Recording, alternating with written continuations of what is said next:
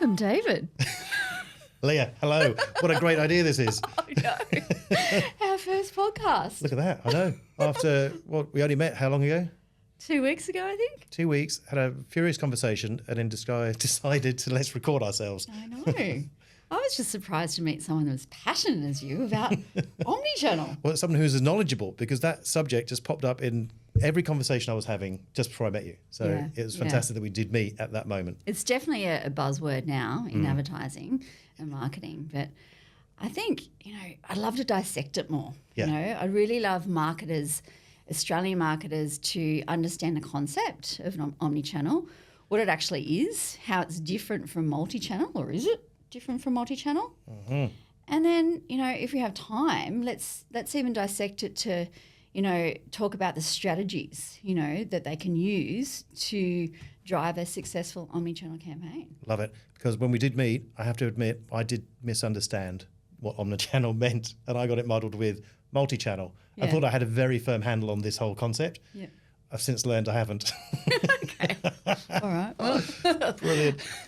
Maybe let's introduce ourselves. Okay. Right. All right. Hi, everyone. My name's Leah. I'm the co-founder and media director of a business called Agility. Agility is a strategic media planning and buying agency specialising in next-generation advertising campaigns. So we work with consumer brands, small to mid-tier, that are really wanting to drive their advertising forward, adopt new technologies, and to really transform the way they reach, engage, and and drive those sales online and offline. Perfect. Hello, my name's David Flanagan. I'm a director of content and strategy at a company called P2 Content Creators. We're in the business of creating video for ambitious brands. So those who are really serious about creating content or communications that drive a behavioural or an attitudinal change. That's where we live. Awesome. So omnichannel. Omnichannel. Omni. Sounds big. big. I actually looked up the word omni. Me too. Right? Did you? Yeah. Again, to get the proper definition. Yeah. I go to omniscient, all powerful, and I thought, well, is that it? But it's the omni bit, right? Well, it means all. Yeah. So I suppose it doesn't really transcribe as well, all channel. I suppose it's better, more channels perhaps, Yeah. But when I think of omnichannel, I always think of a circle, like you just said, like something cylindrical, I get that, yeah. Yeah, and, we're just mentioning multi-channel, and I just think of a straight line. Interesting, yeah. I see the omni piece as a sphere, all interconnected somehow, and then multi is siloed, right? Separate. Yes. So they're very Spot much on. binary, whereas these guys, the omni channels, there's an interaction going on. Is that getting close to? Yeah, that's a really good simplified way. Good. Yeah. 'Cause I suppose, if we want, the trend, the actual definition of omnichannel in advertising, it's a seamless transition between channels and formats. But For example. Okay, so there's two sides to the coin. So let's start with the consumer. So they want the experience. They want that easy brand experience. They want it to be convenient and fast. So omnichannel for a consumer gives them the ability to experience a brand over any channel they might be on. So maybe it's a website, maybe it's their mobile phone, they might be on apps, any channels on social, any channels and formats they happen to be on. Yep. On the flip side, we have the marketer. So they're more concerned about the whole consumer journey. So it gives them the opportunity to engage with that consumer in more seamlessly, on any channel that consumer happens to be on. So they've got a target audience, for example. They want to reach the target audience on social, and then they want to also carry on their message with that same consumer in the next hour, might be on a web channel, like they might be on YouTube, for example. So it's very different omnichannel, the mindset behind it, in comparison to the multi-channel, because as you said, multi-channel is more siloed. So you've got the advertiser will look at, say, okay, just humour me, you're a women's fashion footwear brand. Yep. You've got both an in-store and an online presence. You want to increase sales. Right. So my understanding, therefore, on a multi-channel execution, I might have an out-of-home poster. I might have the same artwork that turns up on my Insta, and that might manifest as another post on another social channel, and it might be an in-store poster. Would that be close to a multi-channel execution? So same artwork turning up in different formats consistently, but they're independent to each other. They're independent, yes, and then they're not interconnected. No way. No. Other than they look the same. Yeah, So and they've usually got their own marketing tactics. They could have the same creative execution, you know, and sometimes, you know, they have a completely different one, and it's not consistent, you know, with the brand experience for the consumer. No. Yeah, so you could have, you know, say for example, you know, the women's footwear brand wants to drive that in-store traffic and online traffic to increase sales.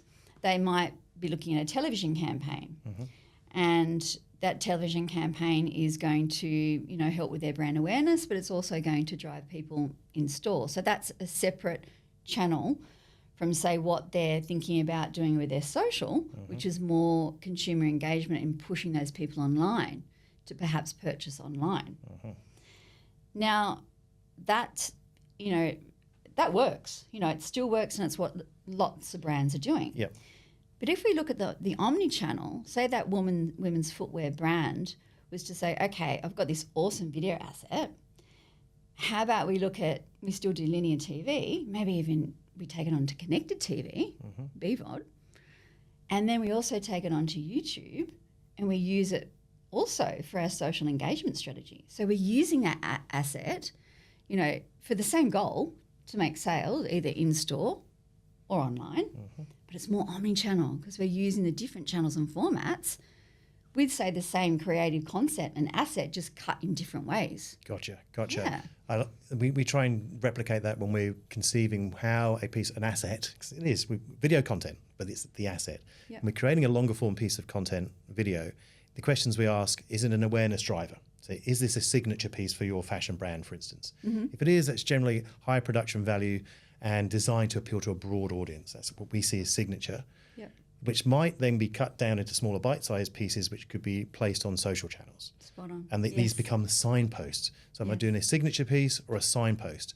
And if I'm achieving that, the awareness of the audience is achieved and brings them into the ecosystem of the brand. So whether it's the web or more socials, the content kind of shifts gear for us in that sense. And then it's either create sticky content, so longer form, more how-tos, explainers, and the audience is spending that much more time with the brand. We want them to do this because the more time they spend with our brands, the more they like us, the more they like us, the more likely to buy us. Or the content can shift to become service provision, you know, tutorials, how to use the product. You didn't know you could do this thing, you know? So the content has a very different form and structure.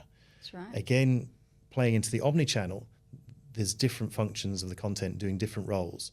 But when it's planned at the beginning, that's where we go into production going, okay, so what's the omni-channel system you're planning? What's the overall goal of the advertiser?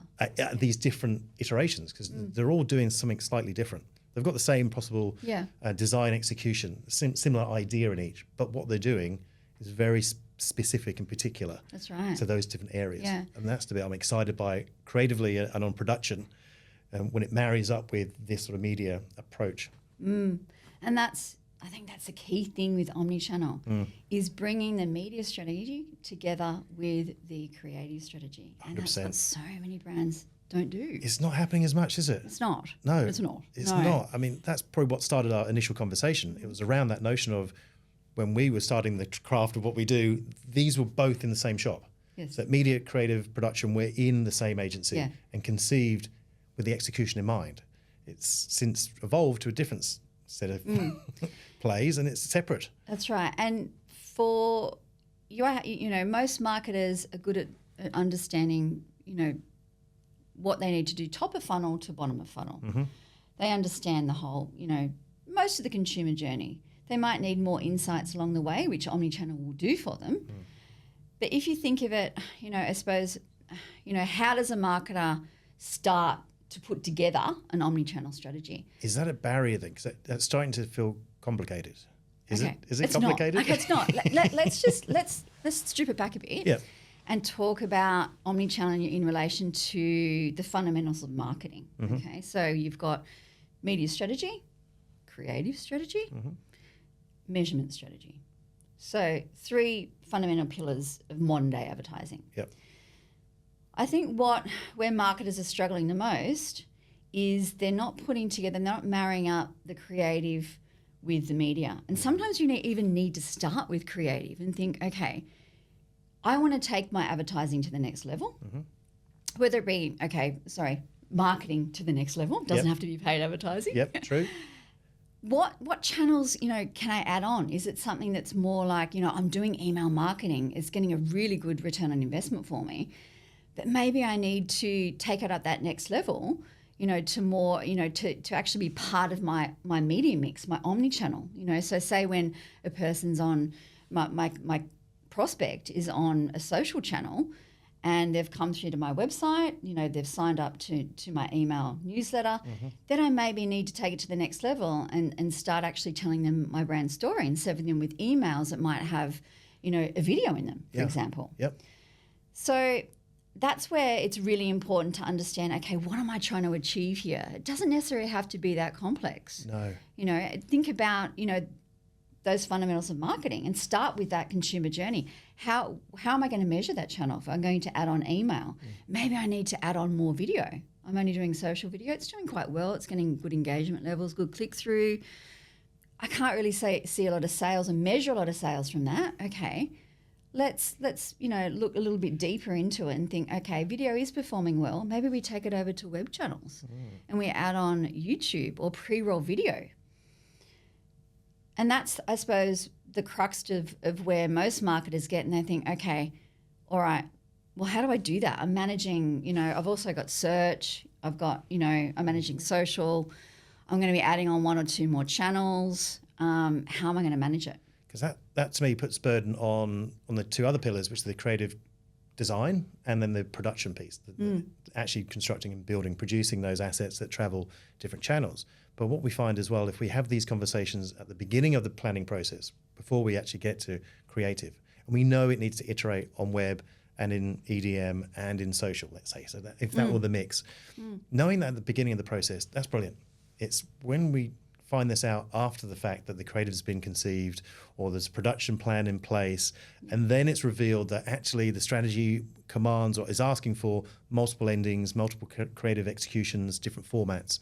It becomes more expensive at that end of the process to discover that for the clients. But you go, well, if we conceived at the beginning, we would approach the production in a very different manner, knowing it's got different verticals, horizontal formats, different sizing, sound on, sound off, different tags, different regional elements, whatever the mix is at the beginning. Whatever the media mix is. To satisfy that plan at the head, knowing that conversation at the beginning makes it much more affordable, less of a headache for the client who's, I can imagine thinking of these omnichannels, that just seems like a headache. It's more stuff to make. Yeah. And my budget can only barely make what it's making. Incrementally, you can produce once and publish many once you've planned for that bit. And that's once you've planned for it. Once you've planned for it, then suddenly that's the key that opens up potential in budgets. Because budgets are always tight. Totally get it. Yeah. It's the question. Advertisers are looking to do a lot more with the same budget. The beauty is you can with omnichannel. Yeah. You need a little bit of technology to help. So back to, managing it in the media, Yeah. So once, we've married up the creative and media strategy as close as possible, there's always going to be, I suppose, reiterations down the track, once we find out what's performing, once we've started our optimization process and we're like, okay, bump ads on YouTube are working really well. Let's make a few more versions of those. Yes. Or, hey, they're not working, the longer formats on social we thought would work, let's cut down our 30 to a 15. It's those sort of things. So, but at least we've got the assets. It's that omnichannel strategy that we can tweak. Yeah. And that's the beauty of omnichannel. So talking more about, okay, we understand our target, we're so well that we know where our target audience is spending their time, so we're going to add on relevant channels. Next is back to, okay, we're going to have to manage these channels now. how can we make that easier? And is that a burden for clients? Or is that something? It is. Yeah, it can be. Yeah. And that's when we start talking about, I suppose, adding in that mix of technology. Bringing in programmatic, for example. Yep. Doesn't sound very sexy, does it? Programmatic. It strikes me. Programmatic's so dramatic. But it's workmanlike, isn't it? If it's programmatic, it's got a function. It's got a purpose. It's focus, right? And that's what I like when we've got comms in advertising, because we are designed to be selling stuff. That's the whole, we're in it. Yes, it needs to be entertaining, engaging, and all those emotive things for sure to sell. Exactly. And the programmatic part for me is exciting because it is streamlines designed. it. Yeah. So ask me, David. I know you want to know, what is programmatic? Oh, yeah, Just please ask me. clarify for me. What is this programmatic thing? It doesn't sound very sexy, does it? Programmatic. So dramatic. No, it does. Is that better? Oh, thank you. Liar. Well, all programmatic itself is it's a method of buying media online over web channels. So not social separate, so it's web channels. So, for example, a programmatic platform that's called a demand-side platform, what we call in short a DSP, will give the advertiser access to a multitude of channels and formats. So you can even book TV on there, connected TV, or what we call in Australia broadcast video on demand. Yep. We can book, obviously, display inventory. So we call it programmatic display. So animated HTML5, so that more sort of very creative, display advertising or banners, native advertising, native video, pre-roll video, of course, YouTube. You can add YouTube on, if you're not on the Google marketing platform, which is, their programmatic platform is called Display and Video 360, then that's, a bit of a separate thing, but you can add that on and it's still an omni-channel platform that you're operating with, YouTube included. But yeah, you can it's a multitude of web channels and formats. That's right. And it's managed from that one platform. Gotcha. And that's giving me a broad audience these days, right? Because from what I understand, streaming of video has exceeded watching free-to-air television. So whereas we used to traditionally go to 7, 9 or 10 to reach that significant audience, that's aging. And now BVOD, broadcast video on demand, and all the streaming services, that's where the audience lives. And certainly anyone under 35, that's where they're watching. They're not watching Big Brother on whatever channel that's on these days. No. That's right. That's why it's so important. And programmatic's done, it can be done in there's a few different buying methods. So the most popular and where programmatic got its name is real-time bidding. So you're actually buying inventory over all the channels I just mentioned in a live auction, basically. Right. So you can do it that way, and that will place you, in front of the right customer at the right time at the right price. So that's why advertisers love it too, because they're only paying for that ad space, what it's worth at the time. But you can also, it's not just the RTB, the real-time bidding, so you don't have to, just do the auction. If you want to bid on, say, for example, we can see we're measuring all the time and we get insights and we can see, okay, your customers are really into health and lifestyle, okay? How about we go with networks or exchanges that are going to give us access to the audiences, that are behaviourally going to those websites quite often. So we can do what's called a private marketplace deal. So it's kind of a mixture between an auction and actually setting up a deal directly with that network. Right. So you've got then the profile, you've got the lifestyle indicators to say that's where your audience are. Yeah. So you can tailor your reach or your programmatic buy into those audiences and then gain metrics as to how that content's performing. Absolutely. So I'd know if it's watch time or click-through rates or whatever metrics we've built into there. So we know that hunch as marketers, that worked or didn't, which you don't normally get when your channels in feedback. So there's no guesswork anymore. Well, no. No. And let's move on to measurement then. Yeah. So you've mentioned it. Yep. So I'll go back to, there's a third way of buying programmatic as well, but I mean, they're the two main methods. So your online auction, Yep. so your real-time bidding and your private marketplace deals. So coming to measuring those, we measure them in the same way. But I think what's really important, and this is, I think, a massive, piece of the puzzle that's missing, is measurement. In APIing all the channels, and you can imagine how one platform can make this a lot easier, into a unified insights and analytics platform. Once an advertiser can actually see, once a marketer can actually get, basically a grip on what they're doing, and they can actually see through their own custom-built dashboard all the channels feeding into this unified, one source of truth, it's a game changer. Yeah. So we build, widgets and, however the client wants to customize their data to understand how each channel is performing.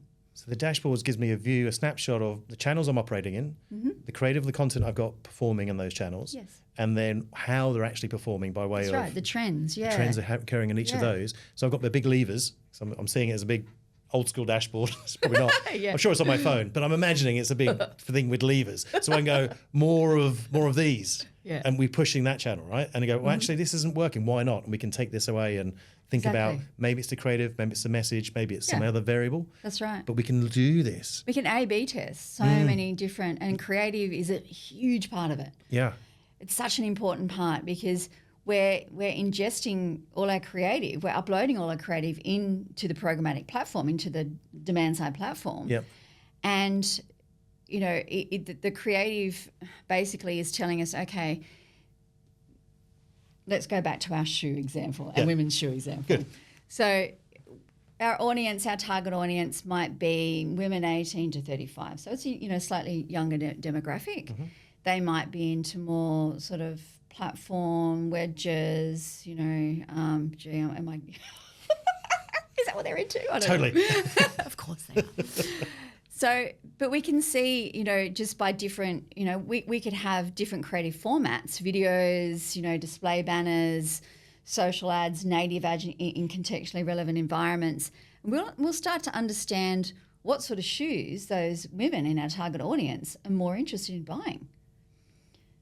So then you focus the rest of the comms on that particular SKU or that shoe type. Exactly. And push sales that way. That's right.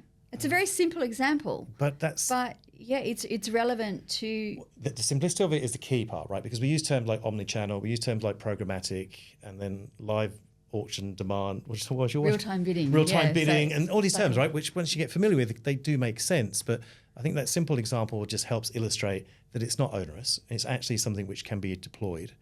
And what I love about it for a marketer's world is so bloody complicated. There's beyond comms, there's a lot of other... Marketing is complicated these days. On itself. And that's, 20% of what the real marketer's job's doing, away from price and promotion and dealing with retailers and all the other fun bits. This part, it sounds ish complicated, but it sounds ish very simplifying when if it's automated, we've got a team who know how to drive the dashboard. But what I'm also drawn to it for, my marketing instincts tell me that it's to be in market doing activities. That's right. And using that data, building up data. Versus thinking about what this might be, and just, you're speculating what might happen in the market. And we might discuss it, or we discuss it with our teams. And we don't know. No. It might be wedges, or it could be flats. But we don't know. We don't actually know. Until we actually go to market. That's right. And then with this mechanism, it sounds like we find out the answer pretty swift. Pretty fast. You'll know over the weekend or a week's worth of sales where the actual heat sits between those examples. And then I can tailor my comms. Absolutely. My marketing shifts around to back that particular outcome. And we can also tailor goals. Like Omnichannel's also about, changing, the goal sets. So, for example, video can be a top of funnel to even mid funnel channel. Yep. And we're only going to know that when we start to see, okay, our 30-second video is going to get a higher click-through rate than we thought. Okay, so we might have to take our top of funnel strategy more to mid funnel because it's actually getting traffic through. So we might actually connect up our display advertising, so our native advertising, because we know that contextually our women that are buying the shoes, they're on, health and wealth wellness websites, they're on, beauty websites, they're on gossip websites, they're on medical websites, whatever, our demographic is more, behaviourally more inclined to spend their time. So we can actually, start to make tweaks even to what we thought was, that traditional sort of funnel, Yes. and everything's moving together. Because you're learning more, right? Absolutely. Because the campaign's live now. So changing the measurement, changing video to, from views to click-throughs. Yes. Yeah, because momentum, when you start building momentum in any part of communications and advertising, I find momentum's needed to build the concept at the beginning, but it really takes shape when it's in market and you can get some real-time feedback around what's working, resonating most. Exactly. And I do love the idea of being ready, fire, aim. The idea of, are you ready enough? Fire, just start doing it. Yes. And then aim. You start to refine your aim once you've gone down, because the horizon changes. Once you know things are in market, then the competitors change and aren't predictable, or the season change, or something happens. You go, wow, well, we hadn't really foreseen that planning 3 months ago, but now it's live in market, we can respond. Yes. But we've geared ourselves creatively in production in and around the media strategy to be able to be nimble and agile. So these other two words we get heard a lot, right? Yes. But when you can dial and change the work, that is real demonstration to agility and being nimble. It's like you can respond. And to marketers whose mandate is to drive sales and contribute towards the bottom line of the business, it's really important to be able to focus in on those little aspects that have proven to work. Not, I assume they would work because I'm so clever. I'm so clever, so I know it's this. It's like, no, that's not true. You've got to be clever enough to realize that there are our own limitations, that the market, the data, measurement, which is the key part, it is. tell us. That's the key. It's what's missing is the measurement. And it's not easy for all marketers if you haven't got that unified platform. And it's okay not to know it. It's okay not to be up on the cutting edge. Okay. It's smarter to teach me. Show me how this could be better than what I've done before, which was okay, to something which is more than okay and is impressive. And if I learn from that experience as a marketer, then I think that for me starts to become really exciting. And it kind of boils back to where we started with working these disciplines closely together. And the client, the marketer, is so integral, in my view, of how this works its best. So in our instances, it'd be working, what's the omnichannel strategy? What's the best mix of this? Yes. What can I afford by way of production? What's my creative idea that glues it together? And how am I going to measure? And how am I going to measure? And then the brand marketer or whoever the marketer is, they have that view of what these are doing. We work together. You're seeing performance metrics of what's working its best. We need to adapt. We need to be ready to adapt quickly to then get it back into market to keep it. That probably goes back to that circle we were thinking about at the beginning, right? It goes back to the circle with the consumer in the middle. Yeah. It's a consumer-centric strategy is what Omnichannel is. Yeah. Which our team around are a team of experts. And that's why taking the pressure off the marketer. They don't need to have the thesaurus or the glossary of all these terms and how they actually work. Some marketers want to. The time-saving aspects of Omnichannel once it's set up and it is honestly, sorry about the pun, it's game-changing. It really is game-changing.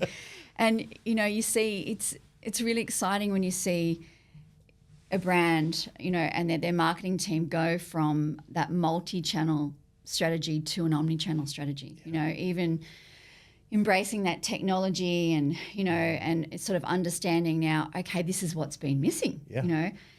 I don't actually have to deal with 6 or 7 different publishers and with a long string of emails and then having to, at the end of campaign, when I haven't even been able to optimize my budget, so I don't even know if it's working or not until the end, I don't have to go through 6 or 7 spreadsheets. Try and figure it out and see what happened. You already know what's happening. No. You already know in the first week what's happening. If it's, and also with with Omnichannel, when you are using technology like programmatic, you can move your budgets around. You can be more fluent.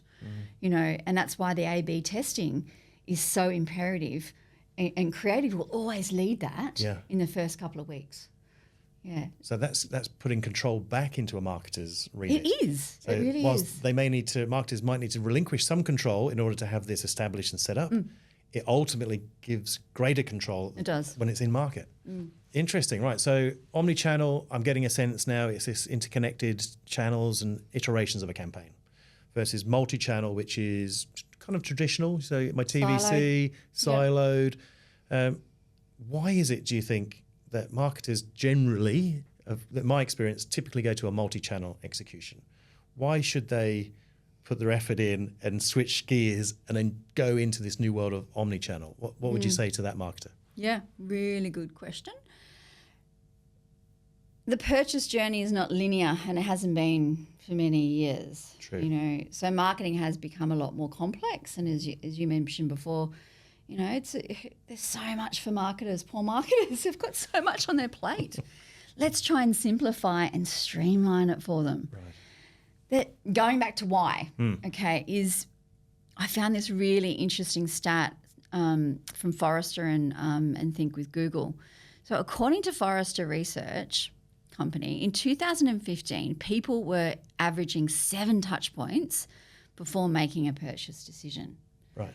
Fast forward 8 years to 2023, 24. Yeah. Think with Google says now that it's 20 touch points before making a purchasing decision. So 7 previously. Yeah. And now we're up to 20. almost 3 times that amount of touch Yeah. points. Wow. So does that sort of answer part of your question? Yeah. That's a lot more channels and formats. Entirely. And which omnichannel can then deliver me Yes. and place me in these different, 20 different channels is mind-blowing versus, okay, let me dial it back to multi-channel. I would go... Well, you're selecting different channels and it's a risk, you know, because really omni-channel is also about, you know, being media agnostic, you know. So it's really delivering that experience that the consumer wants over any channel they happen to be on. Now, saying that, I understand some marketers in the room will be going, well, gosh, I haven't got the budget, you know, of Toyota. To smash out 20 different things. But you don't need to. And that's why I gave the example of maybe it's email marketing that you need to take to the next level. Maybe you're doing social, but you're doing social static and, you know, you might need to do, you know, social video and just trial it. Something that's, you know, quite cost effective, you know, start out with, you know, a 30-second ad that you can cut down, you know, to 15 seconds, 10 seconds. Just trial something, you know. Even something, that's really different that, you know, you're thinking, okay, well, I've been doing social really well.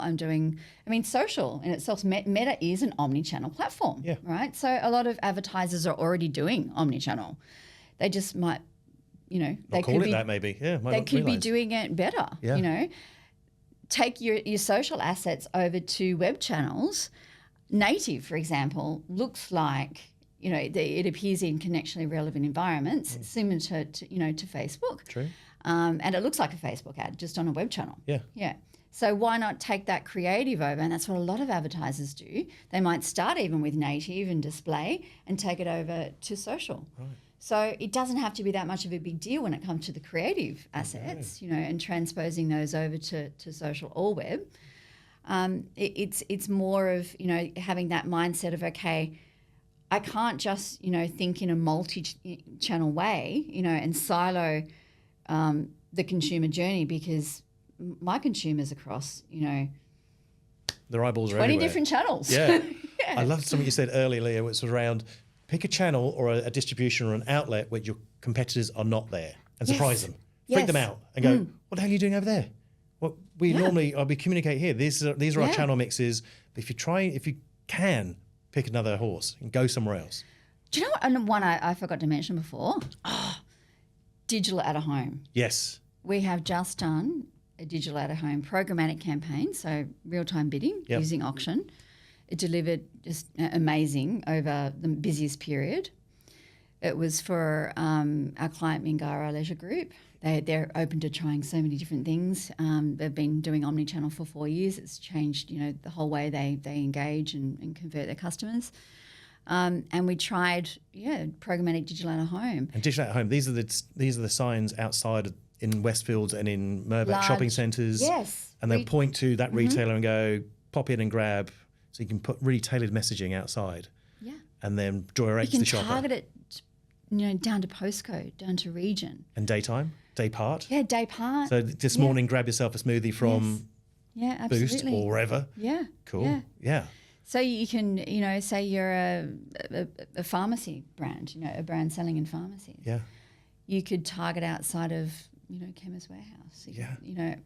Outside Amcount. See, that's the day part. When you start thinking that way, that gets very exciting because creatively, it's not a huge creative leap to figure out a day part message, but how relevant that becomes to your customer. And you're saying these are consumer-centric communications, totally relevant to say this morning or before you go home. I mean, I was at the train station ready to go home, and the billboard was telling me to buy something which was like breakfast. I was like, well, no, what's yeah, complete waste of time. I'm going home. Sell me wine or something useful.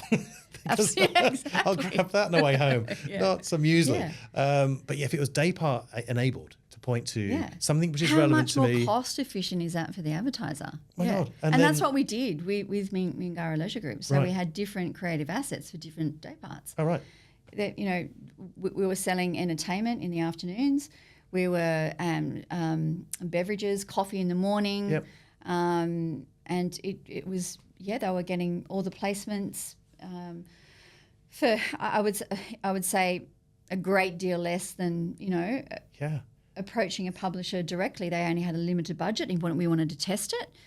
But now we know also where their patrons, where their consumers actually saw their billboard advertising, whether they saw it, on the major highways, whether they saw it in the major shopping centres.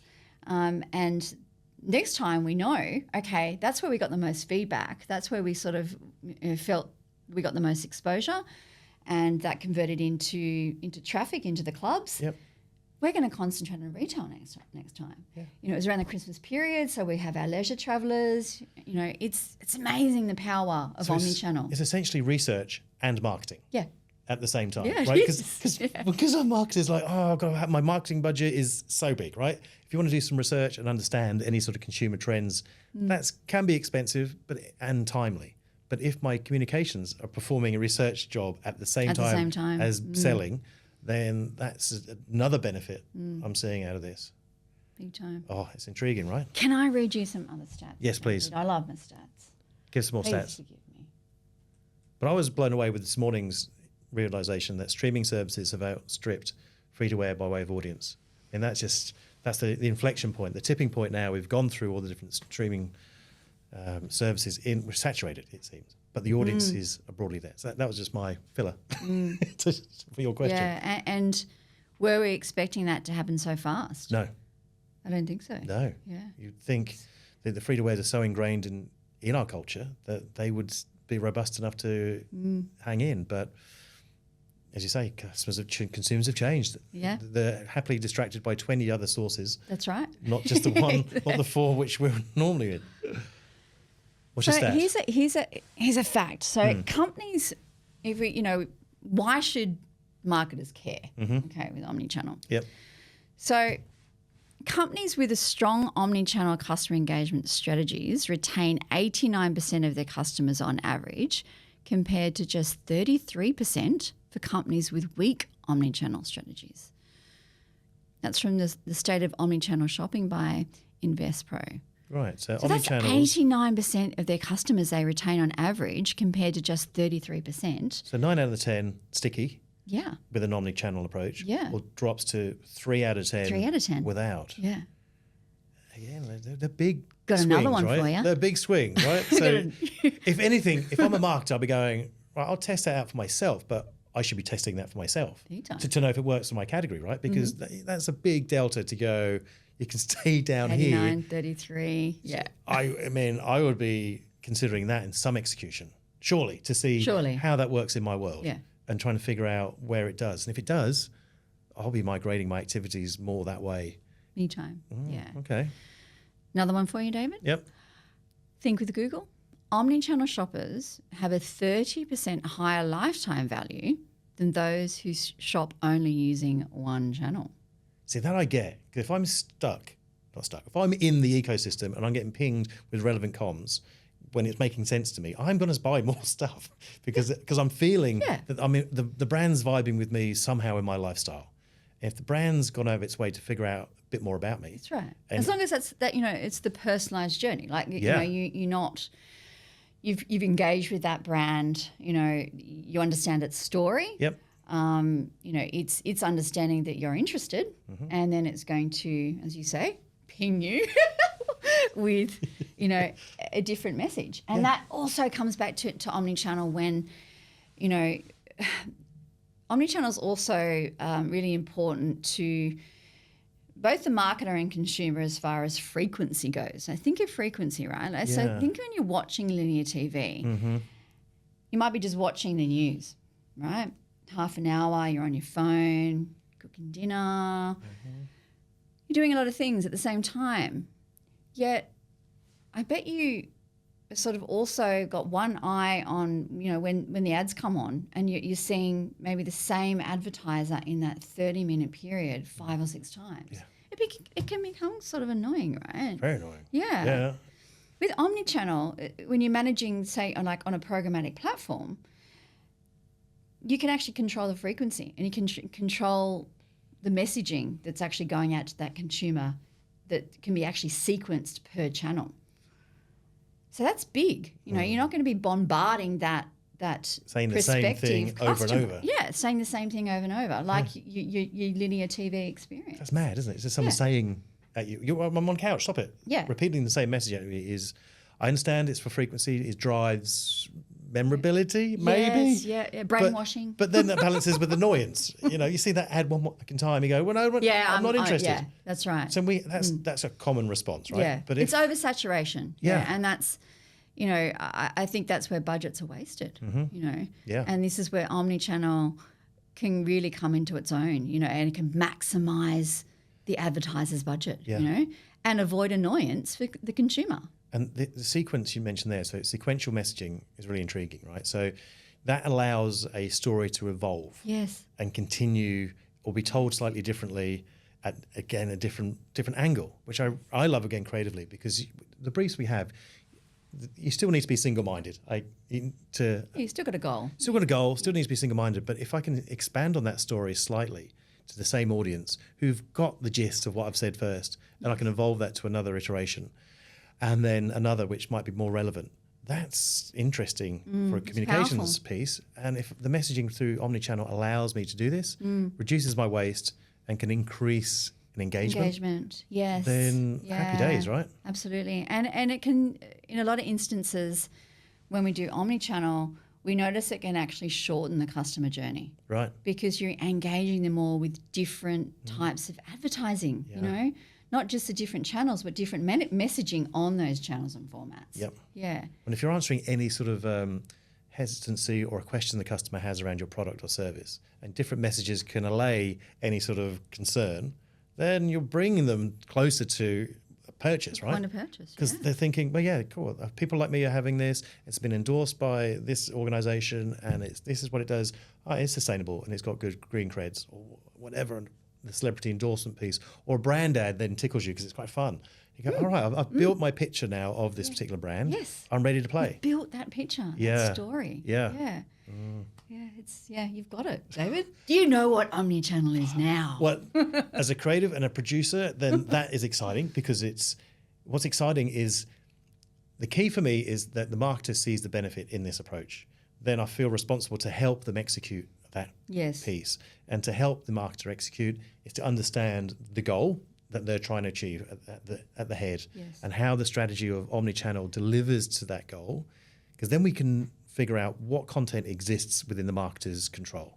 So what channels do they currently own, what assets, video assets or other assets in the marketing mix they have, and then help fill in what content's required. Help adapt those. Help adapt, because I mean, adaptability of content is it's agility. The power of omnichannel is the agility it delivers to the market. Creating content, it can take a bit of time and effort to create an original piece of film and content, because if we're mobilizing a shoot or creating some animation, it takes a bit of organizing. That's cool. It's not hard. It still can be done. Yeah. But if the marketer's in a position with not able to do this for whatever reason, budgets or times, often marketers have access to lots of video or assets which currently pre-exist, which can be re-edited, put new motion graphics, new voiceovers, new something to change it to a new message, which you can turn something sequential Yes. very effectively once we know where it's turning up. Yeah. So back to the day part conversation, you go, oh, I've only got this commercial that says buy yogurt for breakfast. And you go, sure, but it might be good for an after school snack when the kids come home. It might be great for an after dinner dessert, whatever. If that can be adapted with graphics and voiceover and it's still the same pack shot. Yeah. And then we can feed a programmatic and feed into an omnichannel strategy by adapting some creative, That's which right. is Yeah. easily had.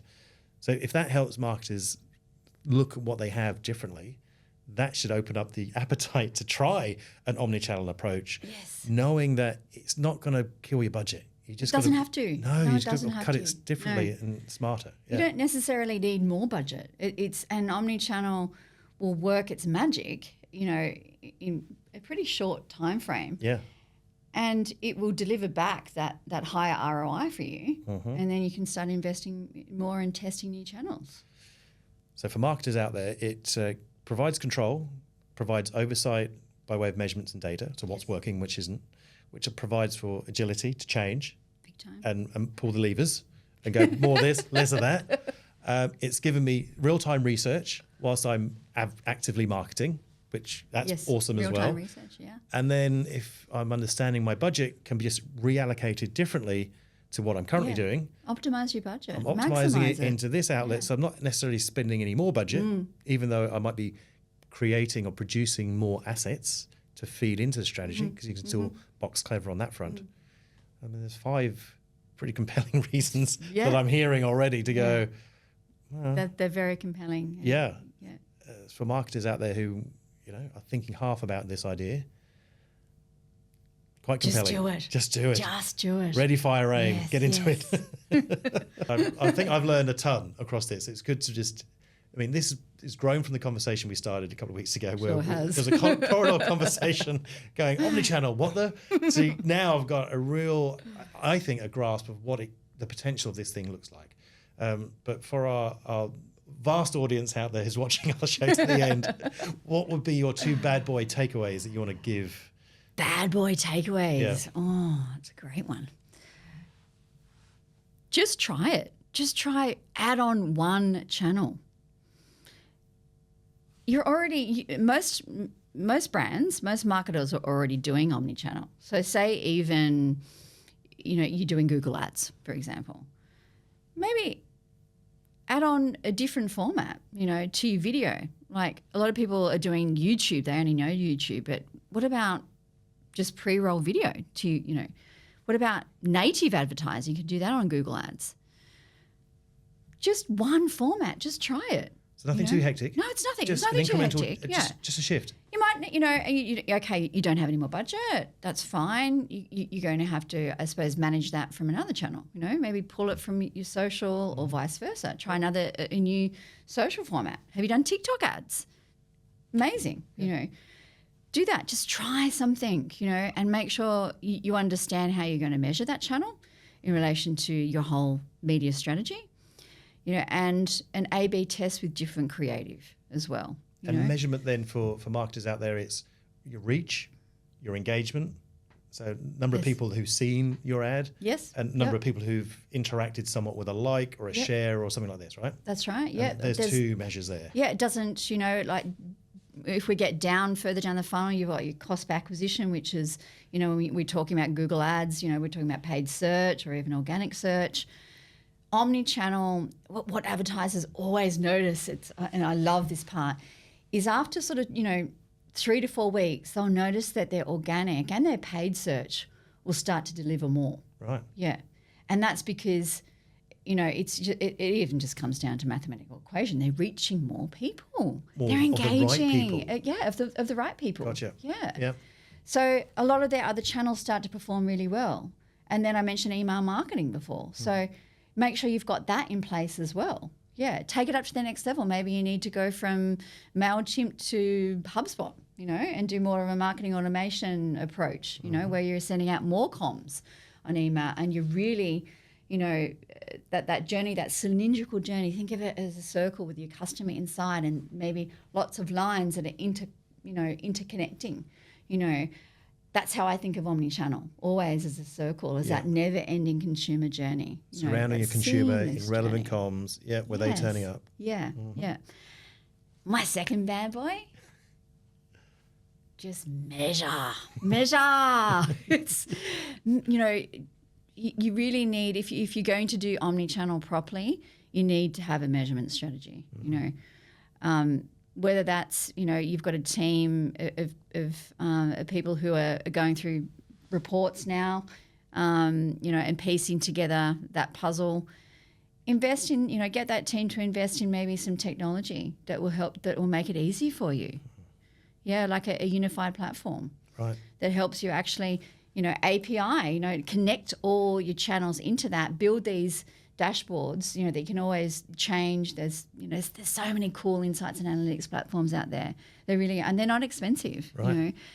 And you can get your agency or your team to set that up. It's not that difficult, So you do that at the beginning. Yeah. Get your campaigns working. Yeah. So just trial and measure. That's my bad boy. Awesome. Right. My bad boys will be plan. So to help facilitate that extra incremental piece of more, bring in your creative, your production team with your media team and yourselves. Brilliant. Yes. Get those heads together and go figure out and that will feed into the measurement piece. Once we all know, how's my homework going to be marked? We need to know at the beginning before you do the exercise that the measurement metric at the back end is going to be this criteria. If it's a SMART objective, so it's simple, measurable, ambitious, realistic, and timed. Yes. Brilliant. Then we all know that's what we're going to be marked on.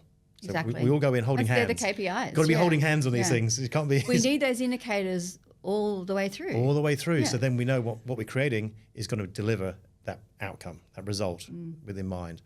So get everyone together, rely on everyone's smarts, hold hands. And hold hands, yeah. Right? So that's it. Because we're all in it. No one really knows how it's going to work until we bloody do it. Which leads to my next bad boy, which is the ready, fire, aim. Do it. And it feeds into everything we've been saying. It's a real-time, live opportunity to put comms in your marketing mix in front of a real audience and a real customer. A/B test, measure your data so you know which is working best. Streamline that piece processes. And back the right horse. And then having a team who are still holding hands at this stage. Sometimes they don't. Sometimes it's made it, you deliver it, and then the poor client in the marketing is, well, what's going on? It's out in market. I'll find out in 12 weeks when my campaign's run, which is too late. It's too late. Too late. Yeah. So holding hands is the important part. And that speaks to the marketer's ability to build a team, have experts who know what they're doing and what they're doing. David. And then you figure it out together. David, can we do an omnichannel campaign together, please? I think we should. Brilliant. For sure. Brilliant. Well, thank you so much. Oh, thank you. Great. I loved it. You've got the best grasp of omnichannel. Finally. You are the omnichannel man. Brilliant. I think we should do this again. Thank you. I reckon we should too.